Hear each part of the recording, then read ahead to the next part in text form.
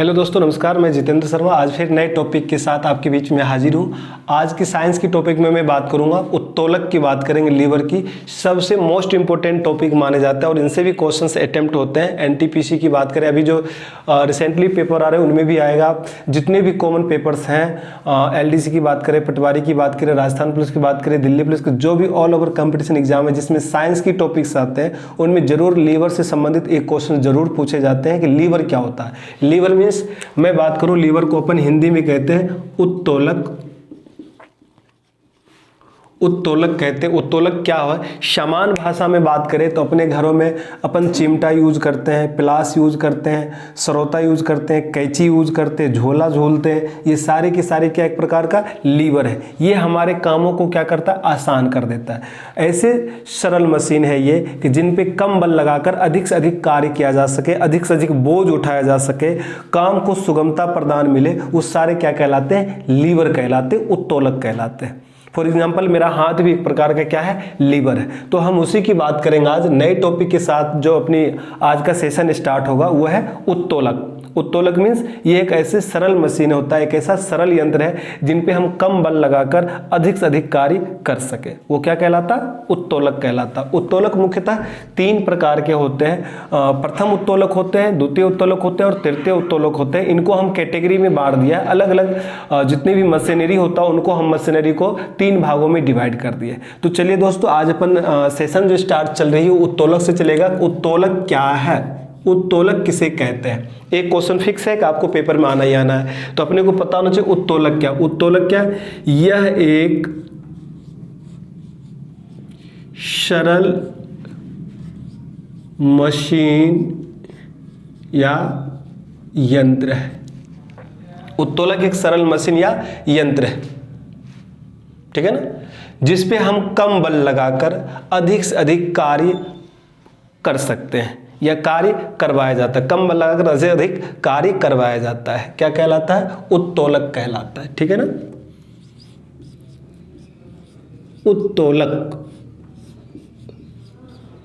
Liver. उत्तोलक यानी liver क्या है दोस्तों? क्या बात किया? यह एक सरल मशीन है। जैसे अपन बात कर ले, प्लास की बात कर ले, चिमटा की बात कर ले, कैंची की बात कर ले, सरोता की बात कर ले, ये सारे के सारे क्या है? एक उत्तोलक है, लीवर है। इनकी सहायता से हम कम बल लगाकर अधिक से अधिक कार्य करते हैं, इसीलिए इसको हम लीवर उत्तोलक कहते हैं। चलिए अब इसके हम शुरुआत करते हैं डेफिनेशन से। उत्तोलक होता क्या है? उत्तोलक एक सीधी या टेढ़ी मेढ़ी छड़ होती है जो किसी निश्चित बिंदु के चारों ओर स्वतंत्रता पूर्वक घूम सकती है। क्या कहा? उत्तोलक एक सीधी या टेढ़ी मेढ़ी छड़ होती है जो किसी निश्चित बिंदु के चारों ओर स्वतंत्रता पूर्वक आसानी से घूम सकती है। उसे क्या कहते हैं? उत्तोलक कहते हैं। क्या कहते हैं दोस्तों? उत्तोलक कहते हैं। उत्तोलक ये निश्चित बिंदु के चारों ओर स्वतंत्रता पूर्वक घूम सकता है। क्या कहलाता? उत्तोलक कहलाता है। फिर से मैं डेफिनेशन दे देता हूँ। कभी कभी डेफिनेशन भी पूछ लिया जाता है, परिभाषा भी आ जाता है कि उत्तोलक का परिभाषा रहता है, नीचे लिखा आता है उत्तोलक कहते हैं, बल कहते हैं, शक्ति कहते हैं या कार्य कहते हैं। चार ऑप्शन मिलेगा। क्या मिलेगा? यह एक सरल मशीन है, ठीक है ना। यह एक टेढ़ी मेढ़ी छड़ होती है जो एक निश्चित बिंदु पर रहते हुए चारों ओर स्वतंत्रता पूर्वक घूम सके, वो क्या कहलाता है? वो उत्तोलक कहलाता। उत्तोलक को समझने के लिए उत्तोलक में मूल रूप से तीन बिंदु को जरूर समझना चाहिए। वो तीन बिंदु कौन कौन से हैं? तीन बिंदु है। मूल बिंदु तीन होते हैं। एक बार और मैं चाहता हूं, मेरी जिज्ञासा है कि एक बार मैं और रिपीट कर दूं उत्तोलक की परिभाषा कि उत्तोलक किसे कहते हैं। उत्तोलक एक सरल मशीन या यंत्र है। यह एक टेढ़ी मेढ़ी छड़ होती है जो किसी एक निश्चित बिंदु पर रहते हुए स्वतंत्रता पूर्वक घूम सके चारों ओर, वो क्या कहलाता? उत्तोलक कहलाता। उत्तोलक को समझने के लिए या उत्तोलक में कार्य संपन्न कराने के लिए उनके अंदर तीन मूल बिंदु होना जरूरी है, 3 मूल भाग होना जरूरी। जब तक 3 मूल भाग नहीं होंगे, 3 मुख्य बिंदु नहीं होंगे, तब तक इससे हम किसी भी प्रकार का कार्य नहीं ले सकते हैं। ठीक है ना। तो हम 3 भाग बोले, 3 मूल बिंदु बोले, 3 पॉइंट बोले। हाँ, मूल बिंदु 3 होते हैं। नंबर 1 पहला होता है फलक्रम। फलक्रम, पहले मैं आलम्ब लिख लेता हूं। आलम्ब को इंग्लिश में फलक्रम कहते हैं। अभी पिछले एनटीपीसी की पेपर में पूछ लिया गया था कि उत्तोलक के अंदर जो ऐसा बिंदु होता है जो चारों तरफ आसानी से घूम सके, उस बिंदु को क्या कहते हैं। जहां से वो टेढ़ी मेढ़ी छड़ आसानी से चारों तरफ घूम सकता है, मुड़ सकता है, उस बिंदु को क्या कहते हैं। तो ऑप्शन था आलम्ब। आलम्ब को, अब वहां पे आलम्ब नहीं था, वहां पे था इंग्लिश में फलक्रम। क्या था? फलक्रम, FULCRUM, फलक्रम, इसे कहते हैं फलक्रम। तो फलक्रम ऑप्शन था और अपने को ऑप्शन पे टिक लगाना था, फलक्रम। ठीक है। दूसरा था अपने पास में आयास। आयास को कहते हैं एफर्ट। एफर्ट का मतलब क्या करना? बल लगाना। आयास का मतलब क्या है? बल लगाना। और तीसरा ऑप्शन था अपने पास में भार। क्या था दोस्तों? भार। अपने एक पास आगे भार आ गए, दूसरा आयास आ गया, तीसरा आलम्ब आ गया। तो भार को अपन कहते हैं यहाँ पे लोड। अब इन 3 चीज से ही हम इस 3 मूल उत्तोलक के अंदर जो 3 बिंदु, इन 3 बिंदुओं के कारण ही, इन 3 बिंदुओं की अपनी अपनी कार्यशैली के कारण, कार्यशैली मतलब कार्य करने के तरीका के कारण हम इनको 3 प्रकार के कैटेगरी में बांट देते, 3 प्रकार में बांट देते। किसको? उत्तोलक को। तो सबसे पहले अपने को समझना है आलम्ब किसे कहते हैं, फलक्रम किसे कहते हैं। दूसरे नंबर पे समझेंगे अपन आयास किसे कहते हैं, जो इंग्लिश में इसको एफर्ट कहते हैं, और अपनी भाषा में इसको हम बल भी बोल सकते हैं। ठीक है ना। तीसरा अपने पास भार, जिसको लोड, बोझ, वजन, ये भी अपन कह सकते हैं। तो सबसे पहले अपने पास जो आलम्ब है, आलम्ब का मतलब क्या है? जिस निश्चित बिंदु के चारों ओर, जिस निश्चित बिंदु के चारों ओर, जिस निश्चित बिंदु के चारों ओर उत्तोलक की छड़ स्वतंत्रता पूर्वक घूम सके, वो बिंदु क्या कहलाता है? आलम्ब कहलाता है। जिस निश्चित बिंदु के, ये निश्चित बिंदु है, इस निश्चित बिंदु के चारों ओर उत्तोलक की छड़, यानी ये क्या है? एक प्रकार का छड़, उत्तोलक की छड़ आसानी से चारों ओर स्वतंत्रता पूर्वक घूम सके, इस तरह से वो क्या कहलाएगा? ये बिंदु क्या कहलाएगा? फलक्रम कहलाएगा। क्या कहलाएगा दोस्तों? फलक्रम। जिस निश्चित बिंदु पर, किस बिंदु पर? जिस निश्चित बिंदु पर या जिस निश्चित बिंदु के चारों ओर उत्तोलक की छड़ स्वतंत्रता पूर्वक घूम सकता है या घूमता हो, उसे हम क्या कहते हैं? आलम्ब कहते हैं, और इंग्लिश में उसको फलक्रम कहते हैं। चलिए दोस्तों, ये हो गया बात फलक्रम की। अब आयास, आयास की बात करते हैं। आयास के बारे में मैंने पहले बता दिया। आयास का मतलब क्या होता है? एफर्ट, यानी बल लगाना। आप कितना बल लगा रहे हो, लीवर पे जितना बल लगाओगे उसके माध्यम से वो अधिक भी कार्य कर सकता है या कम भी कार्य कर सकता है। उसके लिए अपन बात करते हैं उत्तोलक को उपयोग में लाने के लिए उस पर जो बल लगाया जाता है। किसको लाने के लिए? ये उत्तोलक, ये क्या है? उत्तोलक, ये छड़, ये उत्तोलक को उपयोग में लाने के लिए इस पर जितना बल लगाया जाता है उसे ही क्या कहते हैं? आयास कहते हैं। आप जितना इस पे बल लगाओगे उसे ही क्या कहेंगे? आयास। ठीक है। तो आपसे फिर से दोबारा रिपीट कर रहा हूं, आयास किसे कहते हैं, एफर्ट किसे कहते हैं? तो उत्तोलक को उपयोग में लाने के लिए उस पर जो बल लगाया जाता है उसे ही आयास कहते हैं। उसे ही क्या कहते हैं? आयास कहते हैं। तो ये आयास हो गया। आप जितना लीवर पे बल लगाओगे उपयोग में लेने के लिए, वही उसका क्या कहलाएगा? आयास।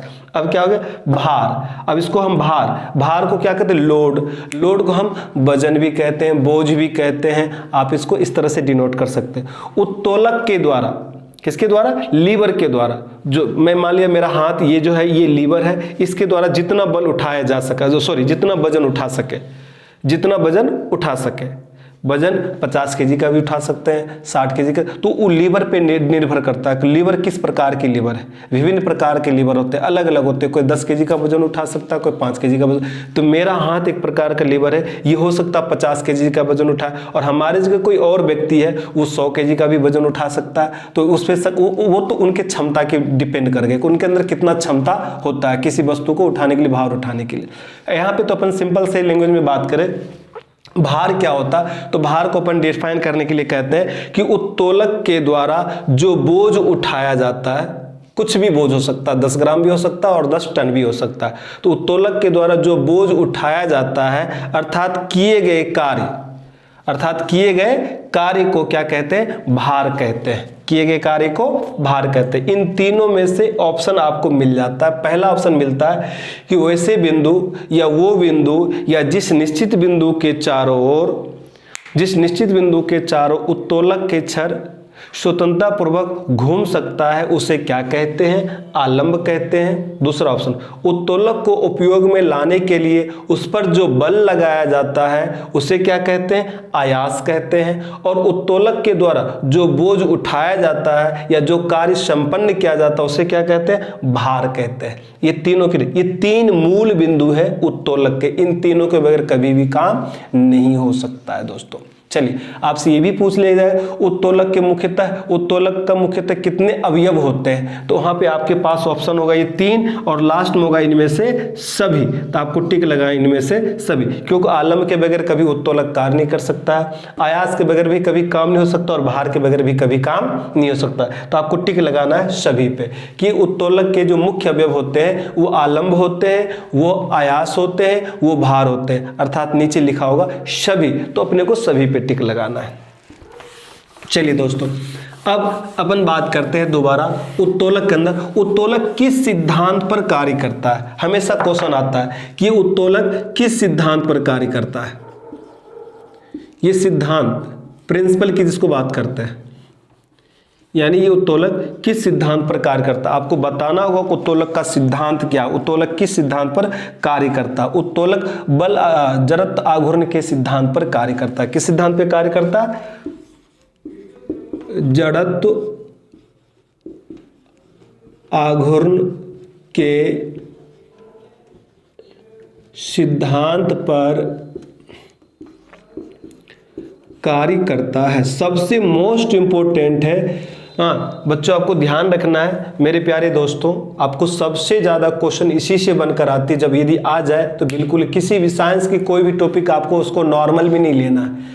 हाँ, हंसते हुए सीखना, लेकिन नॉर्मल नहीं, ये तो पढ़ लिया, ये तो आता मुझे नहीं, ऐसा नहीं, सीखना जरूरी है, ठीक है ना। तो यदि आ जाए उत्तोलक किस सिद्धांत पे कार्य करता, तो उत्तोलक जड़त्व आघूर्ण के सिद्धांत पर कार्य करता। जड़त्व आघूर्ण का सिद्धांत क्या है, जड़त्व आघूर्ण का सिद्धांत ये होता है कि जितना काम दाईं ओर से होगा उतना ही काम बाईं ओर से होगा। जितना काम दाईं ओर से मुड़ेगी उतना ही बाईं ओर से भी मुड़ना चाहिए। जितना आघूर्ण दाईं ओर से होगा उतना ही बाईं ओर से भी आघूर्ण होगा, घुमाओगे। जब दोनों बराबर हो जाएंगे तो क्या कहलाएंगे, जड़त्व आघूर्ण का सिद्धांत कहलाता है। क्या कहलाता है, जड़त्व आघूर्ण का सिद्धांत। फॉर एग्जाम्पल बेटा मैं यहां पे लिख भी सकता हूं, जड़त्व आघूर्ण का सिद्धांत बराबर क्या, तो सबसे पहले किसी वस्तु पे क्या लगाते हैं, आयास इनटू, सबसे पहले उस वस्तु पे क्या लगाते हैं, आयास। अब दूसरा, आयास की भुजा बराबर, पहले किसी वस्तु पे क्या लगाते हो, आयास, और आयास की भुजा, ये दोनों मल्टीप्लिकेशन होना चाहिए। दूसरा, अब क्या उठा रहे हो, भार, तो भार इंटू भार की भुजा, ठीक है ना। तो आयास इंटू आयास की भुजा बराबर भार इंटू भार की भुजा। जब ये दोनों गुणनफल आपस में एक दूसरे के बराबर हो जाए तो क्या कहलाता है, जड़त्व के आघूर्ण। और सिंपल से लैंग्वेज में मैंने आपको बता दी, अपने गांव की भाषा में आपको याद रखना है कि जितनी दाईं ओर मुड़ेगा उतना ही बाईं ओर, जितना काम दाईं ओर से होगा उतना ही काम बाईं ओर से होगा। जब दोनों आपस में एक दूसरे पे बराबर हो जाएंगे तो क्या कहलाते हैं, जड़त्व का आघूर्ण। और इसी सिद्धांत पे कौन काम करता, उत्तोलक आसानी से काम करता। आपसे पूछ लिया जाता करता है कि उत्तोलक किस सिद्धांत पे कार्य करता है, आपको बताना सरल भाषाओं में, जड़त्व आघूर्ण। जड़त्व आघूर्ण को हम मूवमेंट ऑफ इनर्शिया भी कहते हैं। क्या कहते हैं दोस्तों इंग्लिश में? Movement of inertia. और ये सिद्धांत क्या है कि आयास इंटू आयास की भुजा और भार इंटू भार की भुजा, जब इनके गुणनफल आपस में बराबर हो जाते हैं तो क्या कहलाते हैं? जड़त्व आघूर्ण कहलाते हैं। आयास और आयास की भुजा का गुणनफल और भार की भुजा के गुणनफल जब बराबर हो जाते हैं तो उसे हम जड़त्व आघूर्ण का सिद्धांत कहते हैं। चलिए दोस्तों, ये हो गए उत्तोलक के सिद्धांत की बात। अब आते हैं उत्तोलक का यांत्रिक लाभ। क्या था? उत्तोलक का यांत्रिक लाभ, यानी उत्तोलक द्वारा उठाए गए भार तथा उस पर लगाए गए आयास। हमें कितना भार उठाना है और उठाकर कि उस पे उसके किसी भार को उठाने के लिए कितना आयास लगाना होगा, बल लगाना होगा। क्रेन के माध्यम से भी हम भार उठाते हैं। घर वगैरह बनाते हैं तो कंक्रीट वगैरह को 3 मंजिले पे 4 मंजिले पे ले जाने के लिए भी हमें लिफ्ट की जरूरत होती है। लिफ्ट भी एक प्रकार का क्या उत्तोलक हो गया, प्लास भी हो गया उत्तोलक हो गया, चिमटा भी उत्तोलक हो गया। हर तरह का स्प्रिंग, आजकल स्प्रिंग तुला भी आ गई है, वो भी एक प्रकार का लिफ्ट की तरह कार्य करता है। यानी इन सब पे कितना आप बल लगाकर, आयास लगाकर भार उठा सकते हो। तो मेरा मेन मोटो क्या है, मेरा मेन मकसद क्या है कि ऐसा सरल मशीन होनी चाहिए जिसकी सहायता से हम अधिक से अधिक भार उठा सकते, कम बल लगाना पड़े। तो जो कम बल लगाकर अधिक भार उठाएंगे तो क्या कहलाएगा? उस मशीन का मतलब क्या होगा? उस मशीन का यांत्रिक लाभ, that is called mechanical advantage. हम इसे कहते हैं मैकेनिकल एडवांटेज। यदि आपको ऐसे सरल मशीन ले लो जिसपे आप कम बल लगाकर और अधिक से अधिक बल उठा लो, कम बल लगा अधिक भार उठा लो कम समय में, तो ये क्या कहलाएगा उस मशीन के लिए? यांत्रिक लाभ। हमारे कामों को क्या कर दिया? आसान कर दिया। ना ज्यादा मुझे बल लगाने की जरूरत पड़ी, ना ज्यादा मेरा समय खर्च हुआ, ना ज्यादा पैसे खर्च हुए, और आसानी से मेरा काम कम समय में भी हो गया। तो इसीलिए हम उसको कहते हैं सरल मशीन। तो लीवर क्या एक प्रकार का सरल मशीन, लीवर मीन्स उत्तोलक क्या है? सरल मशीन। तो यहां पे हम बात करें यांत्रिक लाभ, हर मशीन से लाभ होता है, ठीक है ना, नुकसान नहीं होती, शुरुआत में लाभ ही होता है। अपने को कोई काम को आसान कर दे तो लाभ हो गया। तो हम यहां बात करेंगे यांत्रिक लाभ। यांत्रिक लाभ जिसे अपन कहते हैं मैकेनिकल एडवांटेज, इसको शॉर्ट में क्या लिखेंगे? Mechanical advantage. तो क्या कहा? उत्तोलक के द्वारा उठाए गए भार और उत्तोलक पर लगाए गए आयास के अनुपात को उत्तोलक का यांत्रिक लाभ कहते हैं।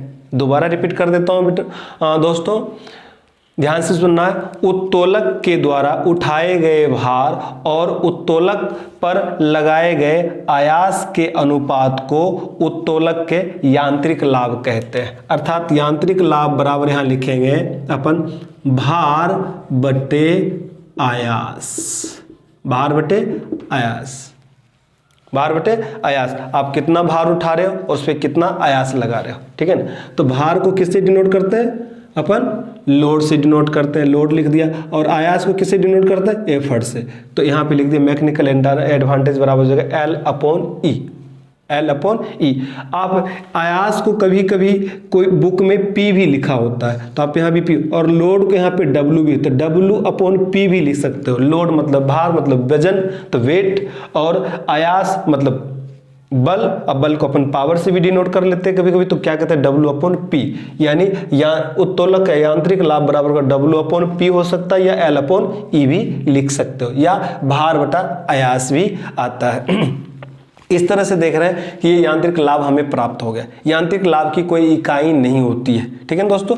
अब बात करेंगे उत्तोलक के प्रकार की बात करेंगे। किसकी बात करेंगे? उत्तोलक के प्रकार। उत्तोलक कितने प्रकार के होते हैं?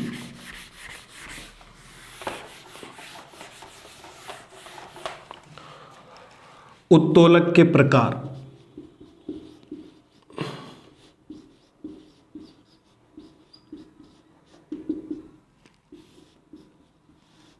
उत्तोलक के प्रकार मैंने पहले बता दिया था बेटा, उत्तोलक निम्न प्रकार के होते हैं। तो कितने प्रकार के? तो मुख्यतः यह 3 प्रकार के होते हैं। कितने प्रकार के? 3 प्रकार के।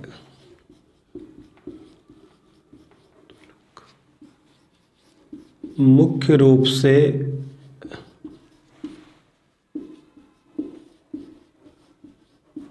3 प्रकार के होते हैं।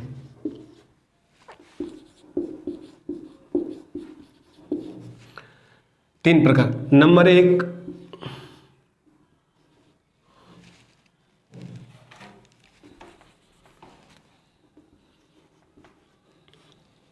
प्रथम प्रकार के उत्तोलक,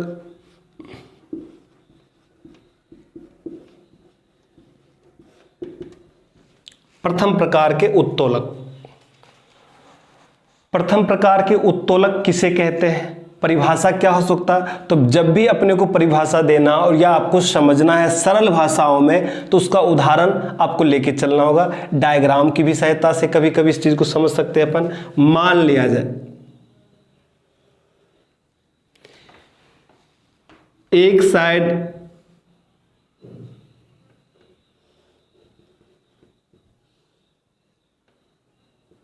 इस पॉइंट से, मैं आप इस डायग्राम से समझना अपने को, यहां पे अपने को समझना क्या है। ये एक सिरा है, एक रेखा के दो सिराएं हैं। दो सिराएं को अपन क्या मान ले, ए, और दूसरे को क्या मान ले, बी। इस बीच के सिरा को अपन मुख्य, इसको अपन मान लेते हैं ओ, ठीक है ना, ओ मान लेते हैं अपन। अब यहां से देखना, इस मुख्य बिंदु को अपन क्या कहते हैं, फलक्रम। क्या कहते हैं, फलक्रम, आलम्ब। जो निश्चित बिंदु के चारों ओर, आपसे क्या बात हुई थी कि जो निश्चित बिंदु, जिस निश्चित बिंदु के चारों ओर, तो जिस निश्चित बिंदु, कौन से निश्चित बिंदु है, सॉरी दोस्तों, ये निश्चित, तो जिस निश्चित बिंदु के चारों ओर उत्तोलक के लीवर, उत्तोलक की छड़ आसानी से या स्वतंत्रता पूर्वक चारों ओर घूम सकता है, वही क्या कहलाता, फलक्रम कहलाता है। तो ये मान हो गया मेरा फलक्रम। अब यहां से ये दोनों लीवर आसानी से चारों तरफ घूम सकता है, दैट इज कॉल्ड फलक्रम। इसको हम अपन लिख सकते हैं आलम्ब, आलम्ब। और एक तरफ क्या होना चाहिए, आयास, दूसरी तरफ क्या होना चाहिए, भार। क्या होना चाहिए, एक तरफ आयास और भार, और बीच में क्या होना चाहिए, आलम्ब। आपसे पूछा इस श्रेणी के उत्तोलक में, कौन से श्रेणी के, तो प्रथम प्रकार के उत्तोलक, या प्रथम प्रकार भी आ सकता है या श्रेणी भी आ सकता है। प्रथम श्रेणी के उत्तोलक मतलब इस श्रेणी के उत्तोलक में फलक्रम बीच में हो और आयास और भार दोनों क्या है, साइड में हो, तो इसे हम क्या कहते हैं, प्रथम प्रकार के उत्तोलक कहते हैं। क्या कहते हैं, प्रथम प्रकार के उत्तोलक। यानी इस श्रेणी के उत्तोलक में आलम्ब आयास और भार के बीच में होता है, आयास और भार के बीच में होता है, आयास और भार के बीच में क्या है, आलम्ब है। अर्थात ये किस प्रकार का उत्तोलक कहलाएगा, प्रथम प्रकार के या प्रथम श्रेणी का उत्तोलक कहलाएगा। अब इसका उदाहरण देना चाहे, कौन कौन से ऐसे हैं जो प्रथम प्रकार के, प्रथम श्रेणी के उत्तोलक होते हैं, जिनको हम डेली, दैनिक जीवन के, रोजमर्रा के लाइफ में, दैनिक कार्य में भी हम उसका प्रयोग लेते हैं, हमेशा प्रयोग लेते हैं, लेकिन हमें ये नहीं पता होता कि ये प्रथम श्रेणी का उत्तोलक है या द्वितीय श्रेणी का उत्तोलक है। मैं दोबारा कहता हूं कि जिनमें क्या, इस श्रेणी के उत्तोलक की बात करें, किस श्रेणी के, प्रथम श्रेणी के या प्रथम प्रकार के उत्तोलक। इस श्रेणी के उत्तोलक में क्या होता है, आयास, आलम्ब जो होता है आयास और भार के बीच में होता है, तो वो क्या कहलाता है, प्रथम श्रेणी या प्रथम प्रकार के उत्तोलक। फॉर एग्जाम्पल की बात करें, मैं यहां पे लिख सकता हूं कैंची, कैंची, कैंची में बीच में आलम्ब होती है और दोनों साइड से एक तरफ से भार लगाता है और एक तरफ में क्या होता है, बल होता है। एग्जाम्पल के तौर पे मैं यहां पे आपको डायग्राम भी दिखा दूं।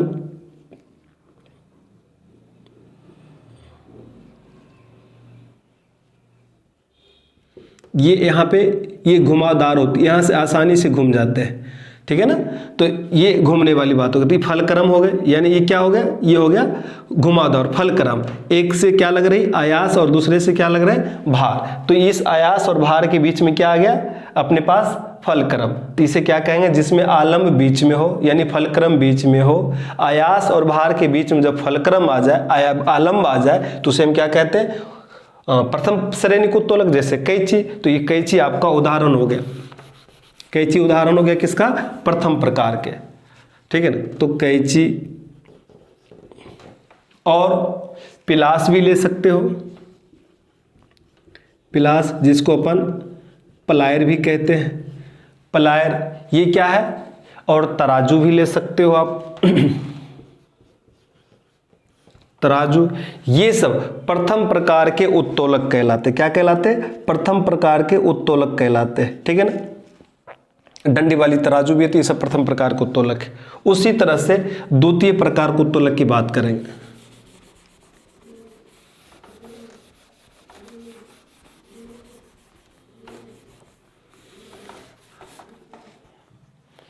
अब अपन बात करेंगे द्वितीय श्रेणी या द्वितीय प्रकार के उत्तोलक की बात करेंगे। उसे किस तरह से परिभाषित करेंगे और किस तरह से डायग्राम से अपन समझेंगे। चलो दोस्तों, ठीक है। तो अब करेंगे यहाँ द्वितीय श्रेणी या प्रकार के उत्तोलक। द्वितीय श्रेणी या प्रकार के उत्तोलक, इस श्रेणी में क्या होता है, इस श्रेणी को हम किस तरह से समझेंगे। इस श्रेणी के उत्तोलक में आलम्ब तथा आयास के बीच में भार होता है। किसके बीच में? द्वितीय श्रेणी प्रकार के उत्तोलक में क्या होता है? इस श्रेणी के उत्तोलक में आलम्ब और आयास के बीच में क्या होता है? भार होता है। तो क्या कहलाता है? द्वितीय श्रेणी का उत्तोलक कहलाता है। फॉर एग्जाम्पल,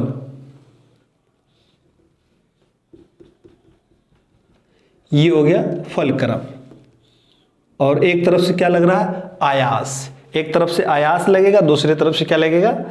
फलक्रम होगा। तो ये हो गया आयास यानी एफर्ट, आयास, और इधर क्या लिखेंगे? आलम्ब। ठीक है ना। एफर्ट, आयास, फलक्रम, आलम्ब। तो जिस श्रेणी के उत्तोलक में आलम्ब और आयास के बीच में क्या हो? भार आ जाए, तो यह किस श्रेणी का उत्तोलक कहलाएगा? द्वितीय श्रेणी प्रकार का उत्तोलक कहलाएगा। क्या कहलाएगा? द्वितीय प्रकार का श्रेणी का उत्तोलक। यानी जहां से मूव हो रही है वो कौन सा सिरा है? अंतिम सिरा, और बल भी लग रहा है अंतिम सिरा, और बीच में क्या है? लोड। तो दो छोर पर, एक छोर पर एक से किसी उत्तोलक के एक सिरा पे आलंब यानी घूम रही है और दूसरे सिरा पे क्या आ रहा? आयास यानी बल लग रहा, और बीच में क्या आ रहा? भार। तो उसको, ऐसे उत्तोलक को क्या कहेंगे हम? द्वितीय प्रकार श्रेणी का उत्तोलक या द्वितीय श्रेणी के उत्तोलक कहते हैं। फॉर एग्जाम्पल आप ले सकते हो आसानी से, मशीन जो आती है वो आती है नींबू निचोड़ने का मशीन। जो नींबू निचोड़ने की मशीन होती है वो इस प्रकार की होती है बच्चों। यहां घुमावदार होता है, इस बीच में आप नींबू डालो, नींबू निचोड़ दोगे आराम से। एक उठाते हो और बीच में नींबू डालते हो, फिर दोनों को दबाकर नीचे, तो एक नीचे क्या हो गया? ऊपर उठाया तो क्या हो गया? उसको आराम से वहां से मूव हो रही है, इस सिरा से मूव होते रहती है, और फिर ऊपर से बीच में डाली नींबू और दबा दी, तो बीच में क्या रहा? भार। लगाए क्या? आयास। इधर क्या घूम क्या रहे? किससे ऊपर नीचे हो रही है? तो हो रही आलम्ब से। तो ये हो गया आलम्ब और आयास के बीच में भार आ जाए तो वो क्या कहलाता है? द्वितीय श्रेणी का उत्तोलक कहलाता है। फॉर एग्जाम्पल, उदाहरण के तौर पर दिया जाए इसका उदाहरण, तो आप बता सकते हो नींबू निचोड़ने का मशीन। दूसरा, सरौता, जिसे आप आसानी से सुपारी वगैरह, पान की दुकान पे सुपारी वगैरह या कैरी वगैरह काटने का जो होता है औजार, वो सरौता कहलाता है। हाँ, सरौता, नींबू निचोड़ने का मशीन, सरौता, ये सब जो है ना द्वितीय श्रेणी का उत्तोलक कहलाते। आपसे पूछा जाएगा, नीचे ऑप्शन रहेगा सरौता किस श्रेणी का उत्तोलक है, या आपके नींबू निचोड़ने का मशीन किस श्रेणी का उत्तोलक है, या डंडी वाली तराजू किस श्रेणी का उत्तोलक है, पिलास किस श्रेणी का उत्तोलक है, कैंची किस श्रेणी का उत्तोलक। तो आपको बताना होगा कि इस श्रेणी का उत्तोलक हो। जब आपको पता होगा तभी आप बता सकते हो, अदरवाइज आप नहीं बता सकते हो। ये इस श्रेणी का उत्तोलक है। ठीक है।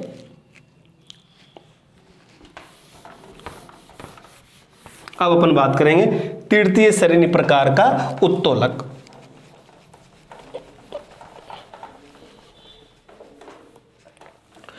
तृतीय, दो की बात हो गई। प्रथम श्रेणी उत्तोलक की बात कर लिए, क्या होना चाहिए? आयास और भार के बीच में आलंब होगा तो वो प्रथम श्रेणी का उत्तोलक कहलाएगा। जैसे डंडी का तराजू की बात कर लिया अपन ने, पिलास की बात कर ली, कैंची की बात कर ली। ठीक है, ये सारे क्या कहलाते हैं? प्रथम श्रेणी के उत्तोलक। दूसरे श्रेणी के उत्तोलक की बात कर लिया कि आयास और आलंब के बीच में भार हो। आयास और आलंब के बीच में भार हो तो वो क्या कहलाएगा, द्वितीय श्रेणी का उत्तोलक कहलाएगा। जैसे नींबू निचोड़ने का मशीन की बात कर लिया, सरौता की बात कर ली, ये सारे क्या कहलाएगा, द्वितीय श्रेणी के उत्तोलक कहलाएगा। अब अपन बात करेंगे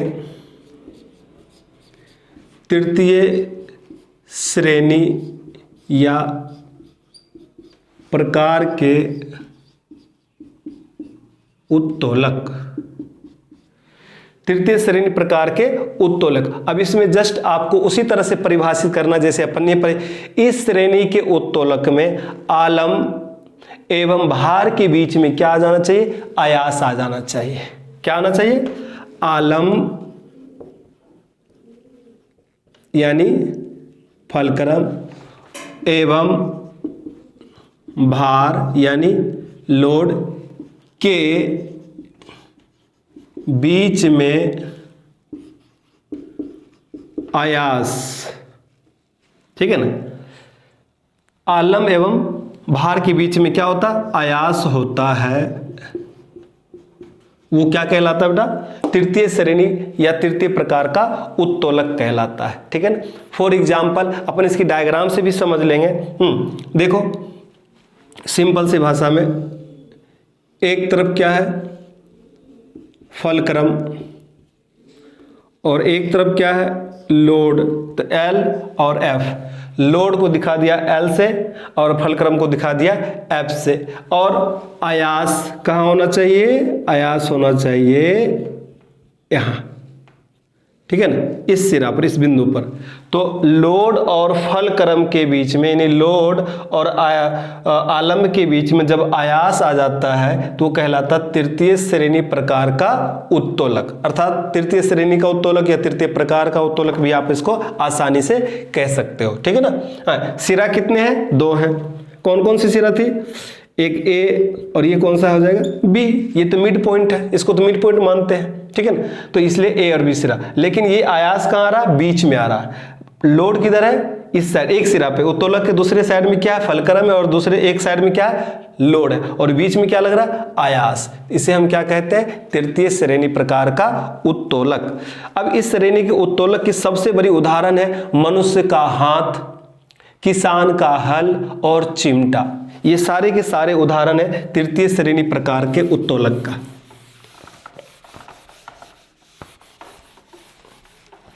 कि उदाहरण की बात करें, कौन कौन से, मनुष्य का हाथ, ठीक है ना, किसान का हल और चिमटा आदि। ये सारे किस में आ जाते हैं, तृतीय श्रेणी प्रकार के उत्तोलक में आ जाते हैं। इन सब के जो उत्तोलक जो आते हैं, ये हमेशा आपको ध्यान रखना है कि इनकी कुछ लाभ और भी होते हैं, इनके क्वेश्चन भी और भी पूछे जाते हैं। उदाहरण तो आते ही आते हैं। आघूर्ण का सिद्धांत के बारे में मैंने बता दिया इनमें से। अब इनमें से मोस्ट इंपोर्टेंट पॉइंट है, वो नोट करने वाली बात है कि जो हमेशा यांत्रिक लाभ जो होता है, उत्तोलक का जो यांत्रिक लाभ होता है, उसका मान सदैव 1 से कम रहता है। ये ध्यान रखना है।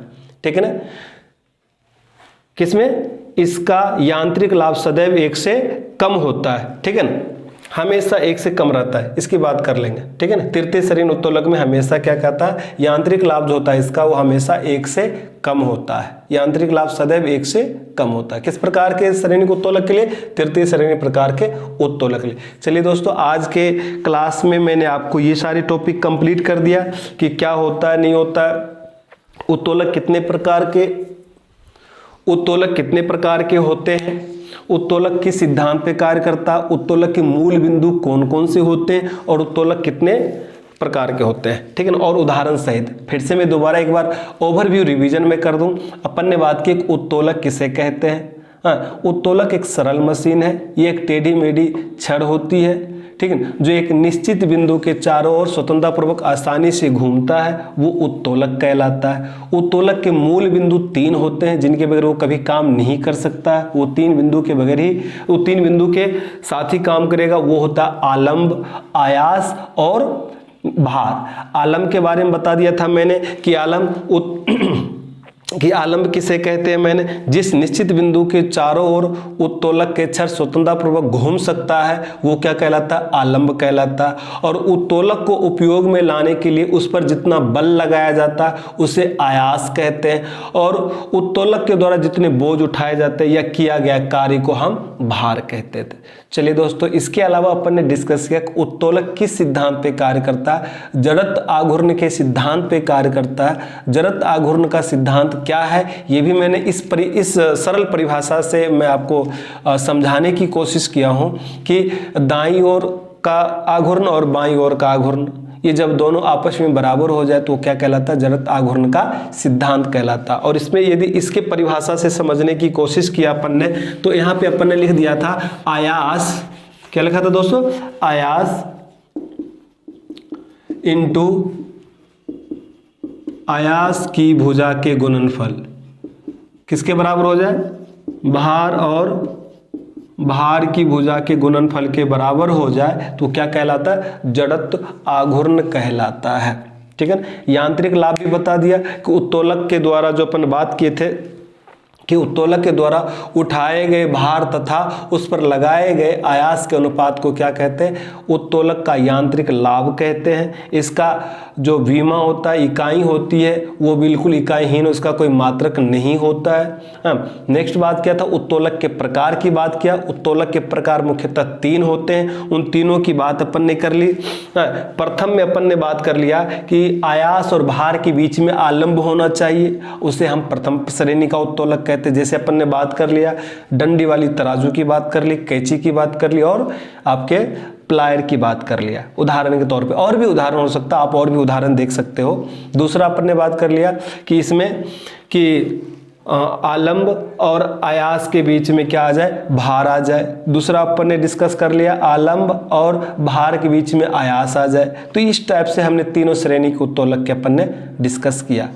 मुझे उम्मीद है कि आपको समझ में आ रहा होगा बहुत अच्छी ढंग से। ये छोटे छोटे टॉपिक है और बहुत ही शानदार टॉपिक है और इन सब से पेपर में ज़रूर क्वेश्चन पूछे जाते हैं। तो ये आई होप आपके लिए यूजफुल हो ये टॉपिक। तो आज के लिए इतना ही काफ़ी है। धन्यवाद और राम राम।